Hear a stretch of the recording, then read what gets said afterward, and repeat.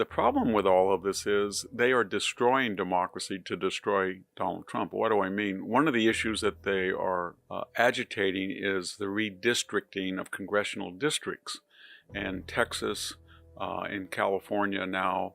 And the general problem the left has is if you look at gerrymandering to make these jigsaw puzzle piece-like districts, the left is way ahead of the right. In other words, states that have proportions of 30 to 40 to 50% for Donald Trump do not have that level of representation in the Congress. For all practical purposes, there is no longer a Democratic Party, at least as we've known it for 50 to 100 years. What we're witnessing in Washington as the opposition under Chuck Schumer and Hakeem Jeffries is something that we haven't really seen before. It is a full-blown socialist revolutionary party. The players of that party that are running things are not even Chuck Schumer or Hakeem Jeffries. There are people like the former Congresswoman Jasmine Crockett. There are people like Mr. Tancredo in Texas, Mr. Mondami, Elizabeth Warren, socialist Bernie Sanders, etc., etc. They're radical leftists, and they believe in a mandated equality of result perpetuated or completed by radically high taxes from people who have been successful, and to transfer that money to people who have been unsuccessful, not because of any fault of their own or any gift or success of the wealthy, but because of oppression. And they've created a Marxist binary in the world.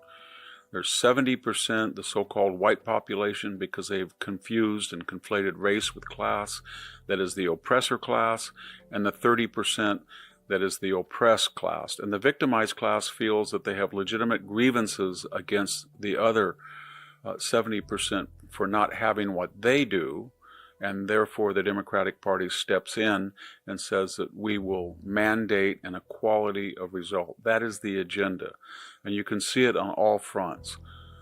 If people are poor, they want to come to the United States, then open the border. They should have a right to do that. And when they come to the United States, they can become better off than they were in Mexico or Salvador or the Caribbean, because they're going to get entitlements, and those entitlements will be costly and expensive, fraud-ridden, as we've seen in California and Minnesota, and that will require people to pay their, quote, fair share and higher taxes, which is a good in itself, not just because the money is transferred to the people who don't have it through entitlements, but more importantly, you're emasculating people who, quote, unquote, didn't earn that. You didn't build that, as Elizabeth Warren said.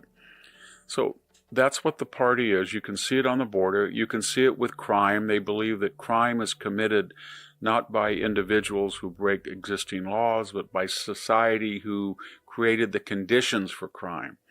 And so therefore we see no cash bail, or we see somebody who commits a heinous crime, and they're let out.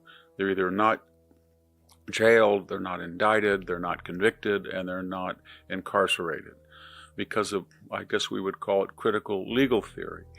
Behind all of it, though, is diversity, equity, and inclusion. And this is what they've had a problem with, because when the American public sees this and they said, you've created a victim class that you represent, and then you've demonized the other 70% that are so-called white, and people are saying, well, you're on the wrong side of percentages unless you can convince, as happened with Barack Obama's candidacy, more white people to vote for him than maybe voted for Romney or John McCain, or maybe more white people voted for Obama than they did for John Kerry 4 years earlier. But the point is that it has nothing to do with class. So one of the problems the Democratic Socialists, or whatever these people call themselves, have is Mondami's a multimillionaire. His parents are multimillionaires. When he says he wants to go after white neighborhoods for equity, the wealthiest minority in the United States today, ethnic minority, is Mondami. It's Indian Americans, Americans of Indian heritage. And the next 6 or 7 or 8 ethnic groups are not white. And there is no direct relationship anymore between your skin color and your class status or your income. And so if that's not true, when you go after these people, then you are basically an out-and-out racist, because they haven't done anything to you, and the greatest number of people who are poor in the United States remain white. So let's just ask ourselves, what happened to the Democratic Party? If we were to look at the 92 and 96 agendas at the Democratic Convention, and those were written by Doug Schoen and Mark Penn, it's pretty much a Republican agenda now. It was closed borders, legal only immigration, strong support for unions, trying juveniles who commit violent crimes as adults, strong national defense, balanced budget achieved for 4 years under Bill Clinton and with the help of Newt Gingrich. That's all out the window. That anybody in the Democratic Party who espoused those views today would be considered a heretic or worse. So between the Clinton phenomenon of 92 to 2000, what happened?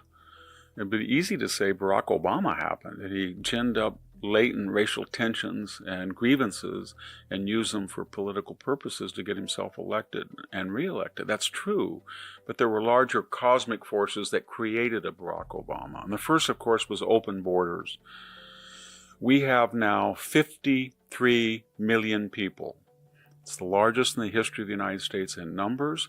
16.2% of the United States resident population was not born in the United States. Some of them are naturalized citizens, but as we've seen this last 2 weeks, whether it was the Old Dominion shooting or the attack on the synagogue or the IEDs that were thrown out in front of the New York governor's mansion or the shooting in Austin, we have a problem with naturalized citizens. They do not assimilate, acculturate, or integrate in the way that they used to under the melting pot. And they form constituencies for the Democratic Party.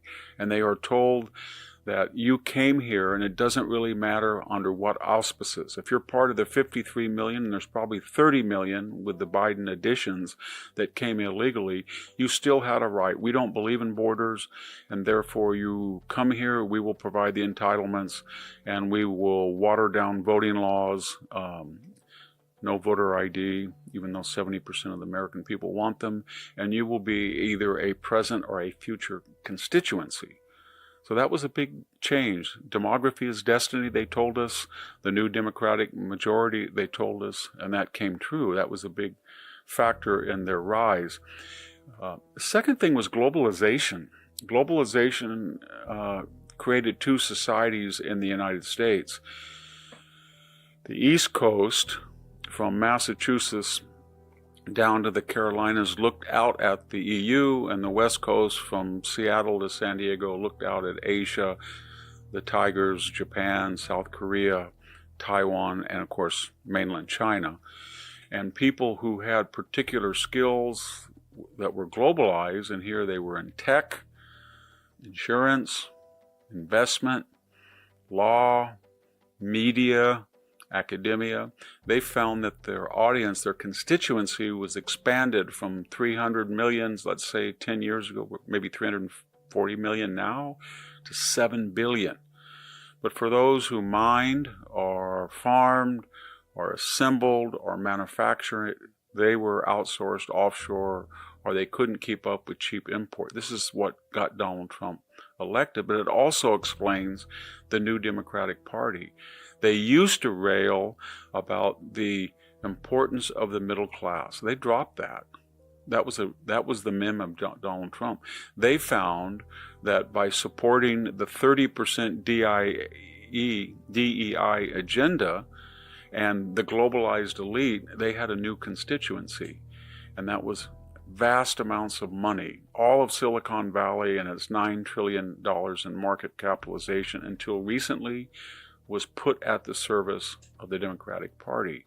So this party radicalized in two fashions. You brought in a lot of poor people, and you re-energized people of color to say that your problems were not your own, but they were committed by the deplorables, the irredeemables, the clingers, the chumps, the dregs, the garbage. And then you had the money to outspend your Republican candidates in vast numbers, and more importantly, with the rise of left-wing big tech and the left-wing corporate boardroom and the left-wing academics, you could control institutions. The medium is the message. So ABC, NBC, NPR, social media, Facebook, the old Twitter, you name it. There was a popular culture, professional sports. There was a monopoly on left-wing knowledge, and that was very, very valuable. And finally, the old idea of integration, intermarriage, assimilation, the melting pot, that was not conducive to this new Socialist Democratic Party. They said, why would we bring in people who wanted to be American and wanted to identify essentially as American and only incidentally in their former country? We saw what happened, the Democrats said, in 1956 when we let in the Hungarians, anti-communist.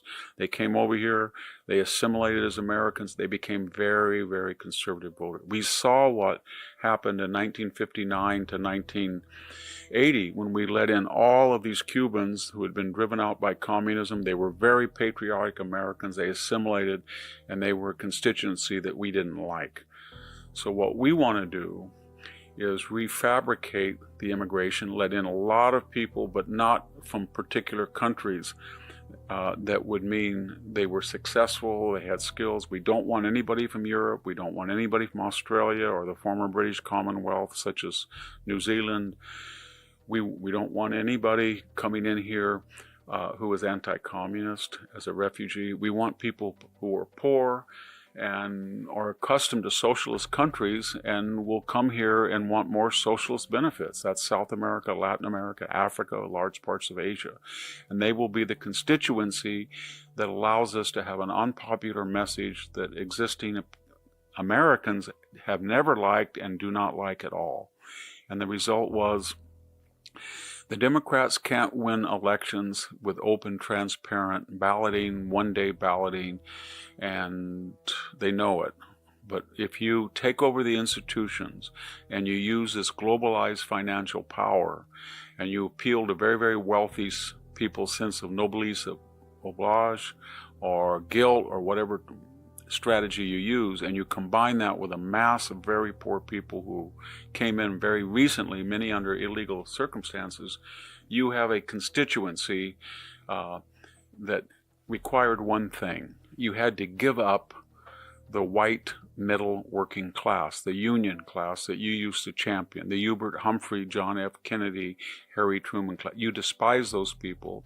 And we know that because you didn't just give up on them and accept a globalized agenda and an expanded welfare state, but you created a vocabulary of disparagement, as I said earlier. These were the clingers. These were the people who had no teeth in their head. These are the people who Peter Strzok and Lisa Page texted about smelling up Walmart.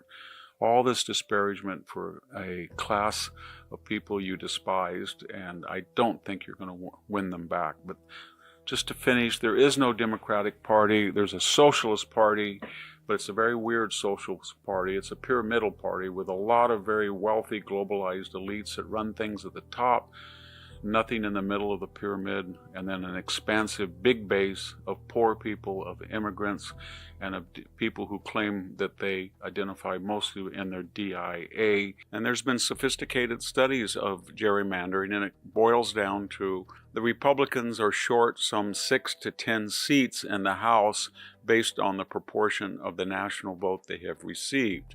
The Democrats know that, but they're angry about the Texas reapportionment and gerrymandering, and their attitude is, we've already gerrymandered our states to the maximum, don't dare try to emulate us. James Carville said that they have to get tougher. That's the new mantra. Got to get tougher, got to get meaner. Cory Booker screams and yells and throws a fit about every 3 weeks in the Senate. Hakeem Jeffries picks up his baseball bat. There's usually a video with the squad or representatives using the word SHIT or the F word, kind of pornographic. Jasmine Crockett periodically calls Donald Trump names that can't be repeated on air. But you can see the anger. And now the new idea is that they haven't been tough enough. They have been too tough. There's been 3 great scandals in the 21st century. The first was the Russian collusion hoax that was prompted by Hillary Clinton and facilitated by the Obama administration on its way out, that almost destroyed the Trump campaign, sabotaged his transition, and ate up 22 months of his first 2 years.